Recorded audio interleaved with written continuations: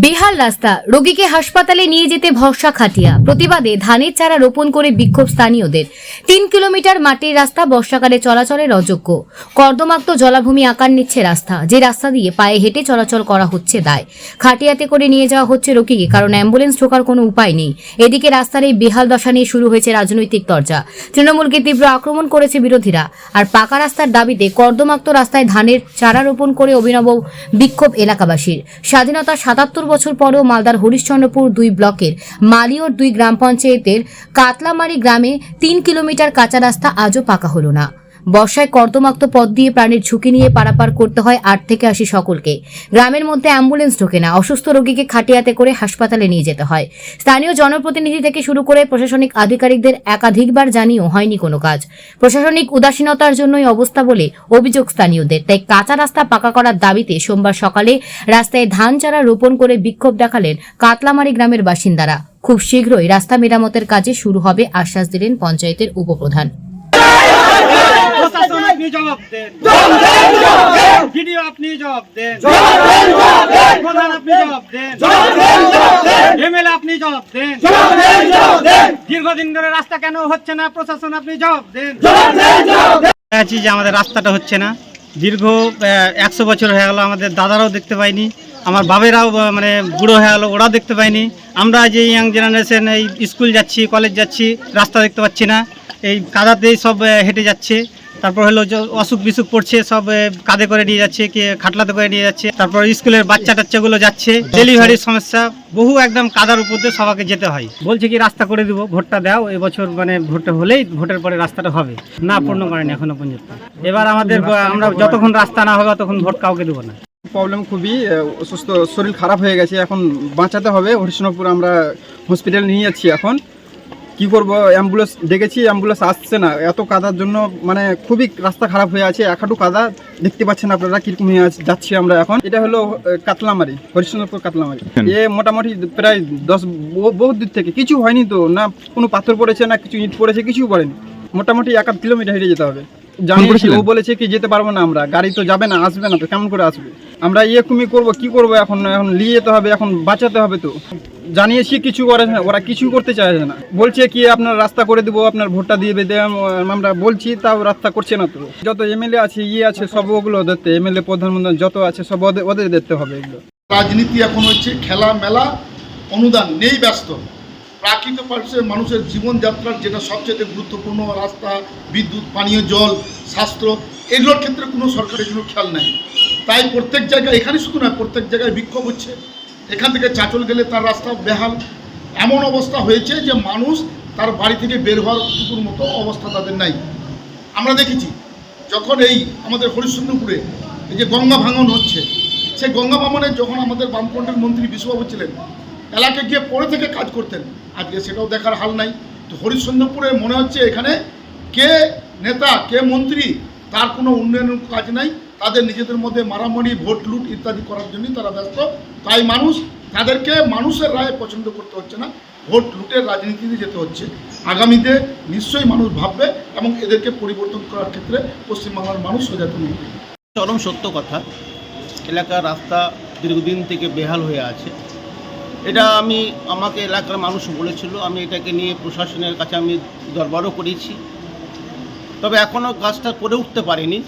তবে মানুষের ক্ষোভ বিক্ষোভ স্বাভাবিক হওয়ার কথা, কারণ বর্ষাকালে, বিশেষ করে বর্ষাকালে মানুষ চলাচল করতে পারে না।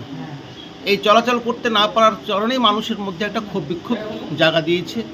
আমি পুনরায় আবার জেলা পরিষদকে এই রাস্তাকে সামনে রেখে আমি আবার ডিএমের সাথে, সভাধিপতির সাথে আমি আলোচনা করে যত শীঘ্রই পারি, যত দ্রুত পারি সেই রাস্তাটা সংস্কার করার চেষ্টা করি।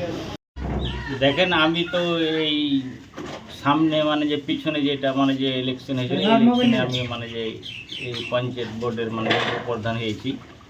এই উপপ্রধান হওয়ার পর আমি মানে যে চেষ্টা করেছি, বলাকে গেছিলাম পঞ্চায়েতে আমার প্রধানকে, আর প্রধানের যে অফিস স্টাফ আছে ওদেরকে জানাইলাম। তা আমাকে আমার প্রধান সাহেব বললেন কি যে আপনি এই নাম্বারটাতে কল করবেন। নাম্বারটা হলো 91370 91370। এই নাম্বারটাতে ফোন করে আমি জানাচ্ছিলাম। যা হোক, ওরা বলেছে রাজ্য থেকে আমাকে, রাজ্য মমতা ওই কলটা বলছে মমতা ব্যানার্জির নাকি কল নাকি। তো ওইখান থেকে যখন আমি কল করে রেজাল্টটা পেলাম, বললে কি যে আপনার জেলাতে আমি খবর করে দিয়েছি, জেলা থেকে বোলাকে।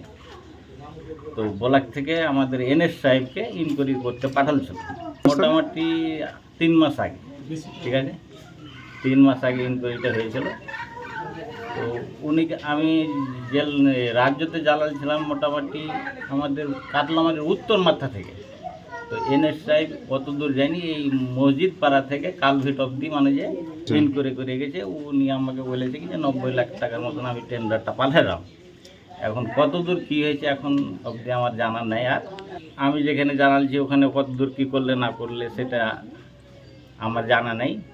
কিন্তু আশা করছি কি যে যখন গ্রামের লোকজন বিক্ষোভ দেখাচ্ছে তখন এটা রাজ্য সরকার দেখবে কি যে না অসুবিধা আছে। ডেলি এখান দিয়ে মোটামুটি এখন কাদার জন্য আসে না, 10 থেকে 15 হাজার লোক ডেলি আসা যাওয়া করে।